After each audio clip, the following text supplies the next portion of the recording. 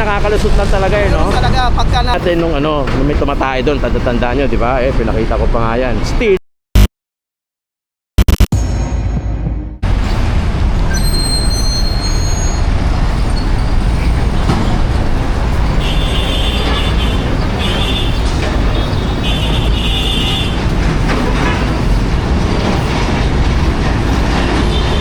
oh, hindi to luma July 8, 2025. Ito pa rin ang problema sa Kapulong. Etong basura.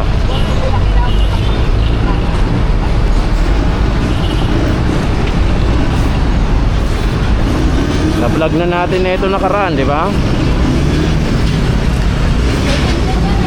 Ang problema kasi rito, sana sa barangay na nasasakupan bantayan nyo naman itong Kapulong Road, kasi karamihan dito di natin alam, malamang may nagtatapon ng basura at higit sa lahat meron nangangalakal. Ang problema sa nangangalakal, pag pinalagyan nila, kinuha nila yung papakinabangan, yung mabebenta nila, iiwan nila. Kapulong, yun malinaw Road 10. Ito talagang uubuhin ka di ba? Ang hindi ko maintindihan, bakit meron pa din, di ba? Ayan Kapulong meron pa din dito, kaka-vlog ko lang nito.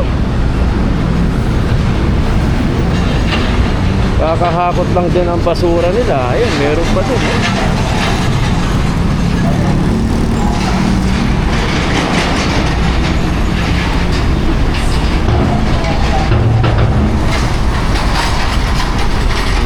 tayo.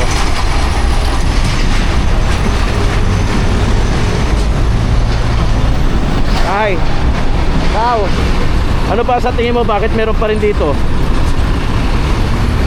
hindi ko maano sir kung ano kasi sa araw hindi na kukunti. Pero pagdating sa gabi Sa gabi talaga problema, no? Problema sa gabi. Pero inano ko na yung kagabi may dalawang tanod dito. Yun, yun ang dapat. Dalawang tanod kasi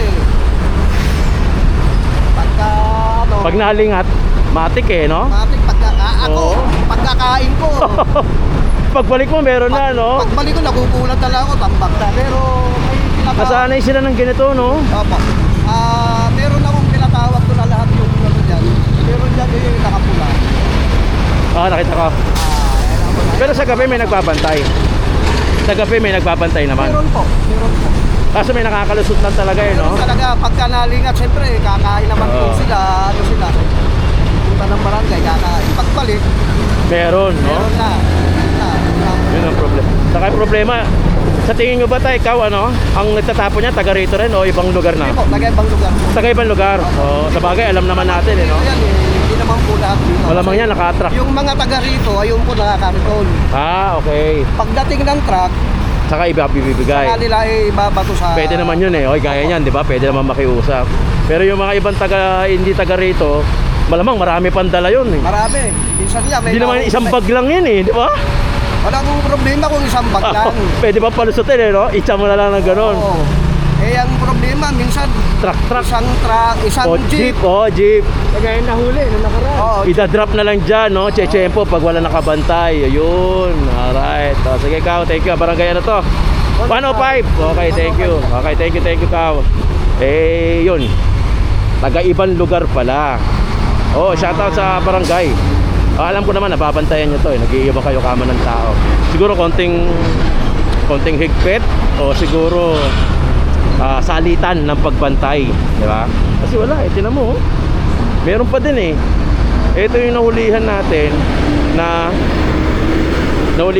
nung nung may tumatay doon, tanda nyo, di ba? Pinakita ko pa nga yan. Still meron pa din, di ba? Yan meron pa din, inakyat pa nga natin yan para doon sa mga nagtatanong naman na bakit hindi na lang daw gibain etong tulay.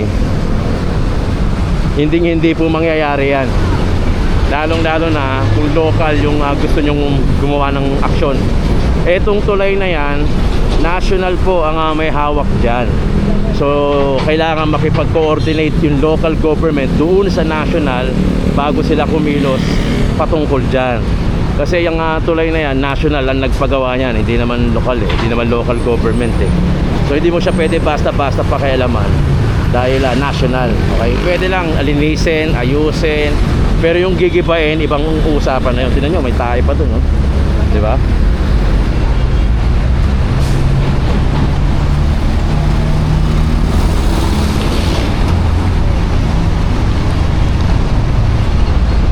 So, ayun na sa Barangay 105.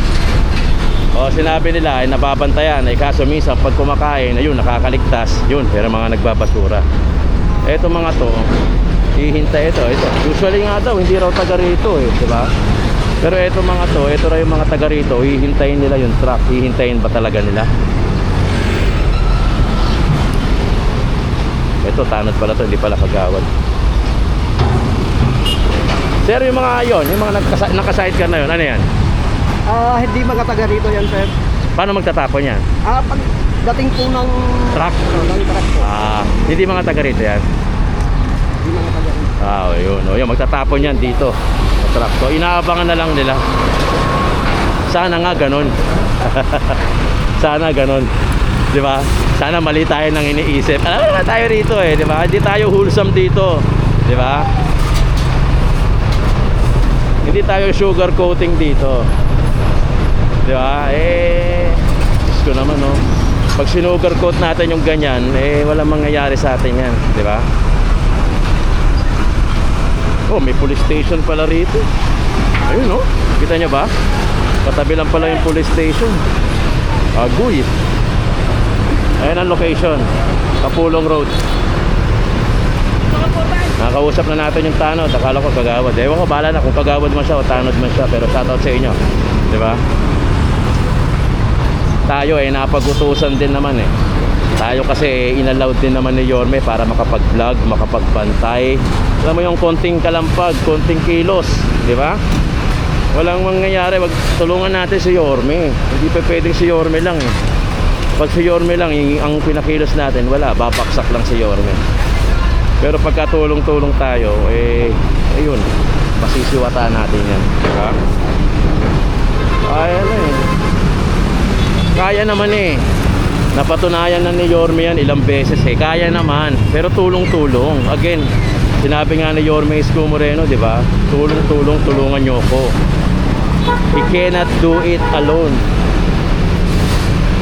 He needs our help from the local government, from the barangay, from the MPD, Police Department, from the netizen, citizen of Manila also, included kayo.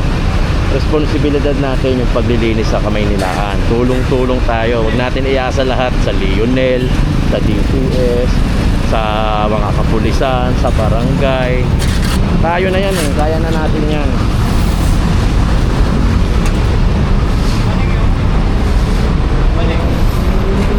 Mahirap kasi kung iaasa lang natin ang iaasa.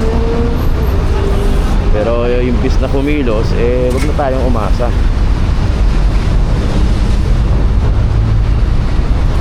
Dami, oh. Yung mga nasa sidecar nun doon, yung mga hindi raw taga rito yun.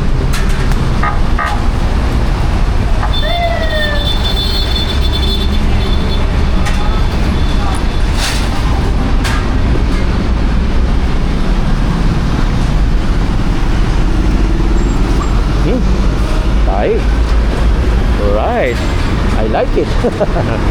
I like it when it's hot.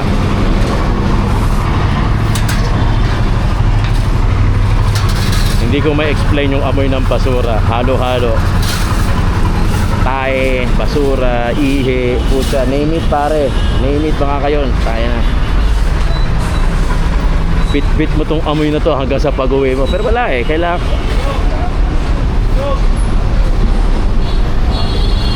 kong kailangan ko ipakita sa inyo transparency pare.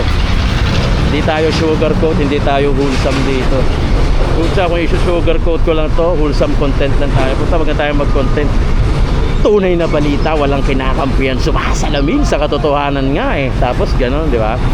O shoutout sa mga barangay police station na malapit mismo dito. Diyos ko naman, di ba? Magagalit si Yorme yan. Basura eh oh.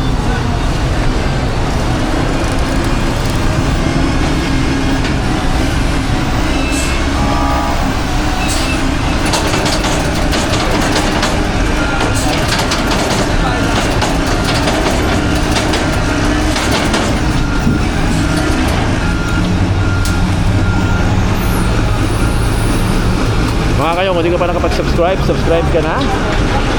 Kung sa mo man napanood to, paki-subscribe na lang itong channel na to. Suportahan nyo naman ako, wala namang bayad dyan. Kapag iikot natin sa Maynila, sa Balitang Maynila, sa Pasig, sa lahat ng nangyayari sa Kamaynilaan, issue ng bayan natin pag-usapan, pasuportahan naman mga kayo. Paki-follow, subscribe, wala namang bayad dyan. Suportahan nyo na lang mga kayo. Maraming salamat ha.